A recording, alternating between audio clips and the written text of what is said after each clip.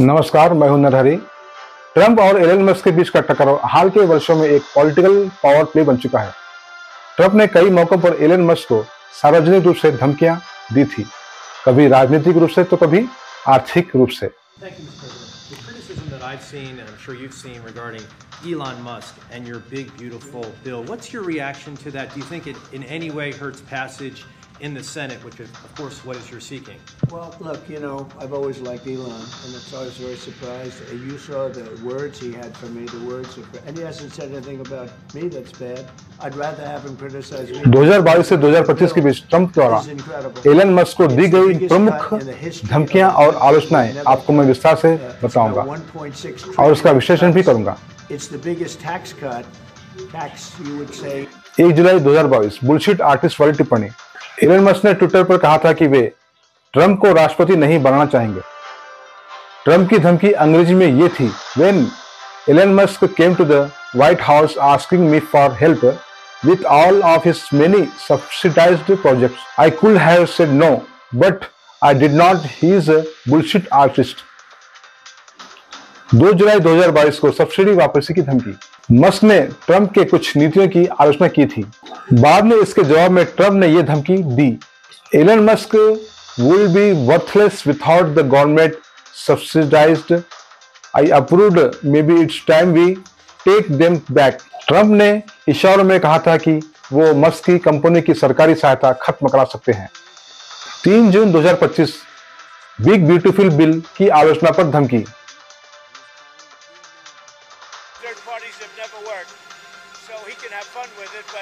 Elon Musk ने एक budget bill को बेकार बताया था जिसे ट्रंप सपोर्ट कर रहे थे। उसके बाद ट्रंप ने कहा, I am very disappointed in Elon. After all I have done for him, I helped Tesla survival. Trump ने मस्क की अग्नि परीक्षा लेने की बात कही और पुराने एहसान याद दिलाकर दबाव बनाया। 4 जुलाई 2025 अमेरिका पार्टी के जवाब में धमकी। एलन मस्क ने अमेरिका पार्टी नाम की एक नई पॉलिटिकल पार्टी लॉन्च करने की संकेत दिए थे। उसी के सिलसिले में ट्रंप ने कहा, Elon has gone completely off the rails, he is a train break, we might need to DOGE him down. DOGE शब्द का उपयोग मजाक और ताना दोनों रूप में किया गया, जो डॉज कॉइन और अटैक स्ट्रैटेजी के तौर पर देखा गया। उसके बाद ट्रूथ सोशल पोस्ट पर अप्रत्यक्ष आर्थिक धमकियां दी गई।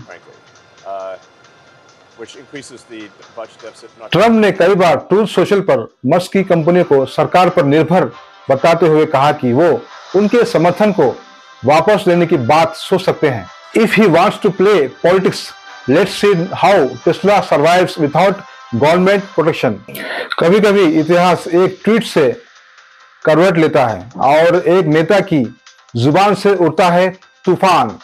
ये कहानी है दुनिया के सबसे चर्चित इनोवेटर एलन मस्क की और उस सियासी तकरार की जिसने पूरी दुनिया से एक सवाल पूछ लिया है: क्या एलन मस्क अमेरिका छोड़ देंगे? वर्ष 2024 अमेरिका की चुनावी फिजा गर्म थी।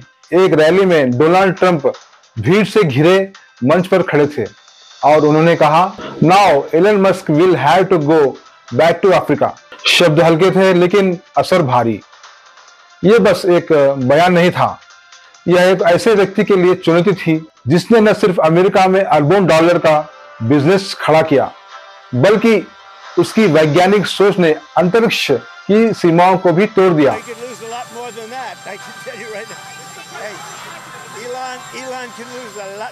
एलन मस्क कौन है? एलन मस्क का जन्म दक्षिण अफ्रीका में हुआ, शिक्षा कनाडा में हुई और दुनिया को बदलने की यात्रा अमेरिका में हुई। मस्क ने ऐसी कार बनाई जिसका नाम है टेस्ला, जिससे पेट्रोल पर टिकी दुनिया को झटका मिला। स्पेसएक्स, जिसने प्राइवेट स्पेस ट्रैवल को सपना नहीं हकीकत बना दिया। न्यूरालिंक, ओपन एआई और एक्स, हर जगह मस्क की सोच अमेरिका के भविष्य को आकार दे रही है। एक मायने में एलन मस्क इंडस्ट्रियल अमेरिका 2.0 का प्रतीक बन चुके हैं।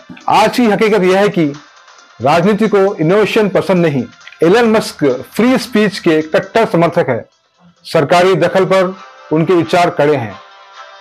ट्रंप हो या बाइडेन, वो किसी के खेमे में फिट नहीं बैठते। उस समय कोविड लॉकडाउन के दौरान मस्क ने अमेरिका को खोलो का आह्वान किया। कैलिफोर्निया की नीतियों से तंग आकर उन्होंने टेस्ला का हेडक्वार्टर टेक्सास शिफ्ट कर दिया था और ट्विटर को एक्स बनाकर उन्होंने पूरी मीडिया इंडस्ट्री को चुनौती दे दी थी। मस्क ने कहा था ट्रंप को 2024 में नहीं आना चाहिए। उसके बाद ट्रंप ने पलटकर मस्क को बुलिश आर्टिस्ट तक कह दिया और अब वापस अफ्रीका भेजने की बात हो रही है। यह संघर्ष व्यक्ति बनाम व्यक्ति नहीं, दृष्टिकोण बनाम दृष्टिकोण है। एक तरफ राष्ट्रवाद और शक्ति की राजनीति हो रही है तो दूसरी तरफ वैश्विक सोच और विज्ञान की खुली उड़ान। अगर मस्क ने अमेरिका छोड़ दिया तो क्या होगा? कल्पना कीजिए एलन मस्क अपनी कंपनी को अमेरिका से बाहर शिफ्ट कर देंगे तो क्या होगा? और क्या होगा? Tax loss. अमेरिका को सालाना अरबों डॉलर का नुकसान होगा।